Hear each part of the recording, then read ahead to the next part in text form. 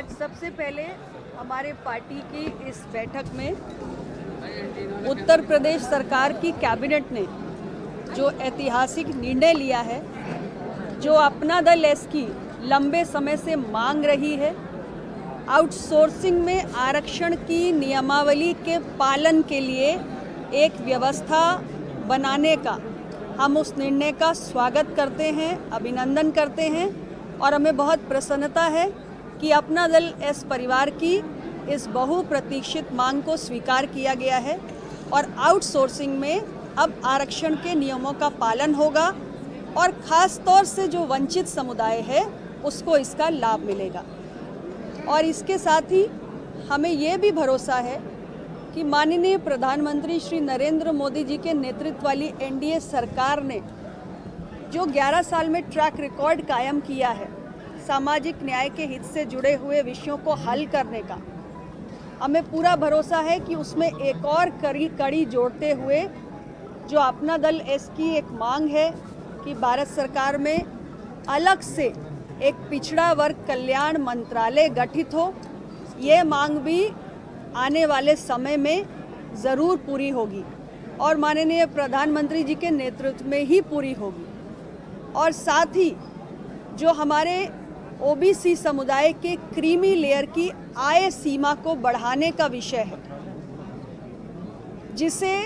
प्रधानमंत्री नरेंद्र मोदी जी के नेतृत्व वाली एनडीए सरकार ने ही 6 लाख से बढ़ाकर 8 लाख किया था, उसे और भी बढ़ाने की ज़रूरत है और हमें पूरा भरोसा है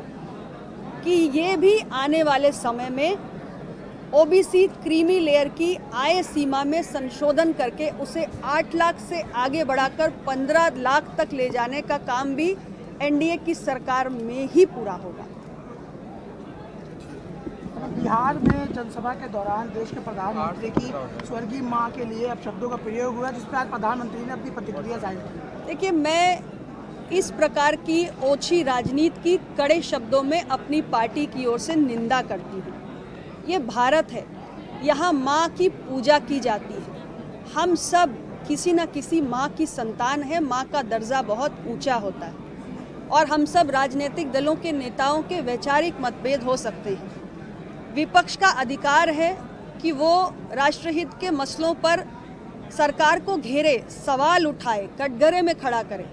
लेकिन माँ के प्रति अशोभनीय टिप्पणी करना ये अमर्यादित है और इसकी मैं अपना दल इसकी ओर से घोर भर्त्सना करती हूँ और जिसने भी ये कृत्य किया है उसको शर्म आनी चाहिए, उसको माफ़ी मांगनी चाहिए। एक सवाल ये है कि डेमोग्राफी चेंज का मुद्दा काफ़ी गर्म है। प्रधानमंत्री मोदी ने खुद कहा था, संबल रिपोर्ट को लेकर चर्चा हो रही है, इसको किस तरीके से देखती है और आपको लगता है कि गवर्नमेंट को इस पर एक अलग से पॉलिसी बनाने की no comments, no comments. Rahul Gandhi कह रहे हैं हाइड्रोजन पंचायत चुनाव को लेकर। पंचायत चुनाव छोटे कार्यकर्ताओं के लिए एक बहुत बड़ा अवसर होता है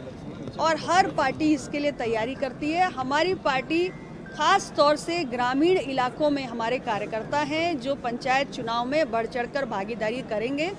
और इस दृष्टि से संगठन के विस्तार के लिए तमाम प्रयास हो रहे हैं। लगातार हर जनपद में ज़मीनी स्तर पर संगठन को मजबूत किया जा रहा है और अधिक से अधिक हमारे ज़मीनी कार्यकर्ताओं को इसमें मौका मिले चुनाव लड़ने का, ऐसी हमारी पार्टी की पूरी कोशिश है। भाजपा के साथ लड़ेंगे या अलग लड़ेंगे? फिलहाल हमारे गठबंधन में इस पर कोई चर्चा नहीं हुई है, लेकिन हर पार्टी अपने संगठन को हर आने वाले चुनाव के लिए तैयार करती है और हमारी पार्टी भी आने वाले पंचायत चुनाव के लिए तैयारी कर रही है। फ्रेंडली फाइट होगी।